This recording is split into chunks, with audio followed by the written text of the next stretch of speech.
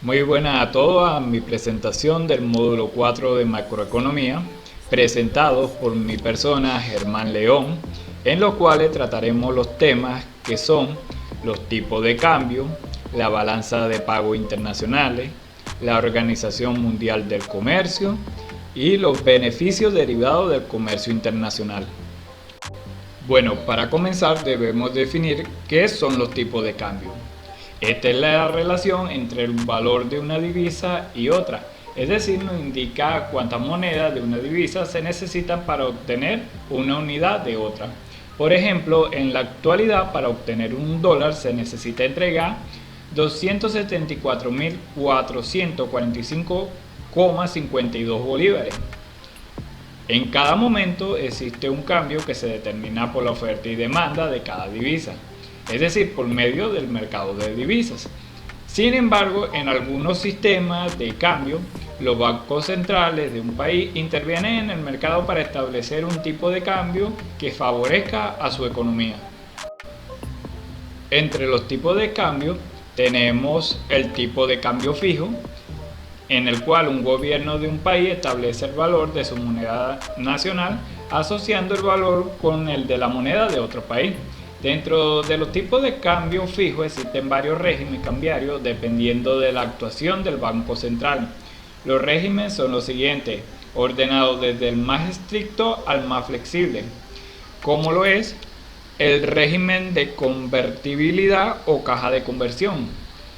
Es la categoría más estricta de este tipo de cambio fijo. Se establece por una ley de tipo de cambio en cual sus reglas funcionan de la misma forma que el patrón del oro.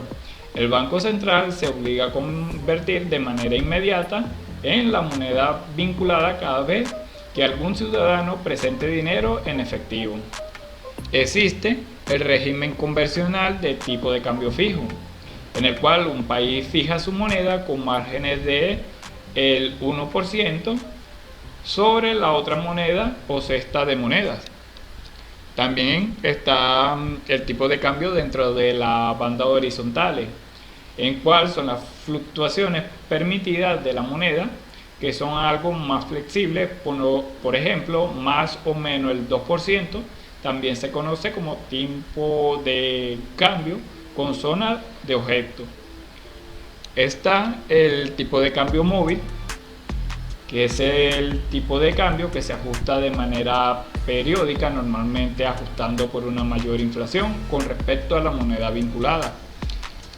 Y por último, el tipo de cambio con bandas móviles.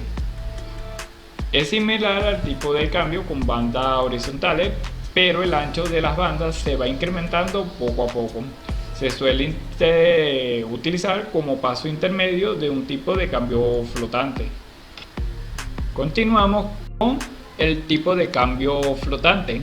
Este tipo se encuentra determinado por la oferta y la demanda de divisas en el mercado. Existen dos tipos de cambio flotante. Uno completamente libre y otro algo intervenido. La flotación limpia es aquella situación en la que se encuentran las monedas cuyo tipo de cambio es el que se obtiene del juego de la oferta y demanda, sin que el Banco Central intervenga en ningún momento. La flotación sucia es lo contrario, en cual la situación en la que se encuentran las monedas cuyo tipo de cambio es el que se obtiene en el juego de oferta y demanda, pero en este caso el Banco Central se ve obligado a intervenir comprando o vendiendo para estabilizar la moneda y conseguir los objetivos económicos. Bueno, y por último, en los tipos de cambio existen también el tipo de cambio real y el tipo de cambio nominal. Estos pertenecen a otra categoría. El tipo de cambio real es el poder adquisitivo en función de los precios del país de otra divisa. Y el tipo de cambio nominal se trata de la cotización oficial de un tipo de cambio en el mercado de divisas. Bueno, continuamos con el siguiente tema, que es la balanza de pagos internacionales. Este es un documento contable en el que se registran las operaciones comerciales, de servicios y de movimiento de capitales de un país con el exterior. Este también es un indicador macroeconómico que proporciona información sobre la situación económica de un país de una manera general. En la estructura de la balanza de pago existen 4 cuentas principales. La balanza por cuenta corriente, que es la más importante ya que es la que más se utiliza para conocer el estado de economía de un país. La balanza de cuenta capital es a donde se registran los movimientos capitales, por ejemplo, las ayudas que llegan del extranjero o la compra de venta de bienes que no son financiados.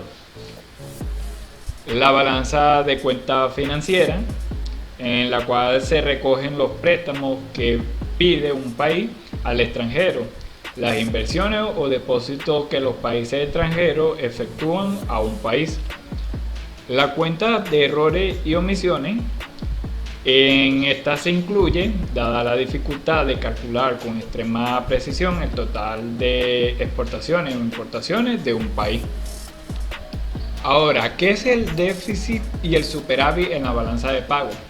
Si tenemos el caso donde el saldo de una balanza sea positivo, estamos hablando de un superávit.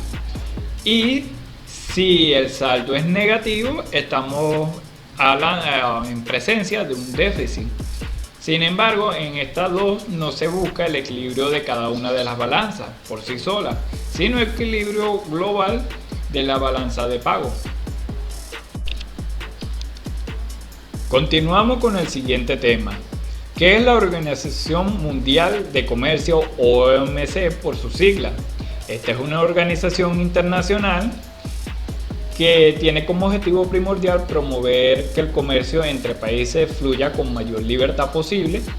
De esta manera contribuye al crecimiento económico y al desarrollo mundial. Para datos históricos, esta nace en 1995 y es la heredera del Acuerdo General sobre Aranceles Aduaneros y Comercio. Objetivos de la Organización Mundial de Comercio. Como ya he comentado anteriormente, el objetivo principal de la organización es promover el libre comercio para así elevar los niveles de acuerdo al Acuerdo General sobre Aranceles Aduaneros y Comercio, o por su sigla GATT. No obstante, se precisan dos nuevos aspectos en la Organización Mundial de Comercio que no están recogidos en el GATT, que son los siguientes. Se introduce el concepto de desarrollo sostenible, es decir, se ha de hacer una utilización óptima de los recursos naturales a la vez que se preserva el medio ambiente. El segundo es que se conoce que es necesario aumentar los esfuerzos para que se incremente la participación de los países menos desarrollados en el comercio mundial. Las funciones de la Organización Mundial de Comercio para llevar a cabo los objetivos ya mencionados, esta realiza las siguientes funciones,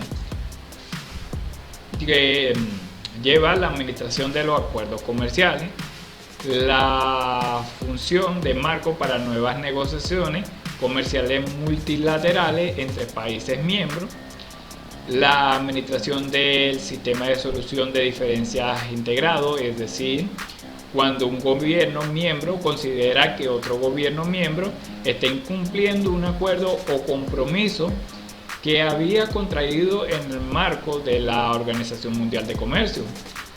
La organización también trabaja para resolver el desacuerdo comercial y garantizar el cumplimiento de las normas.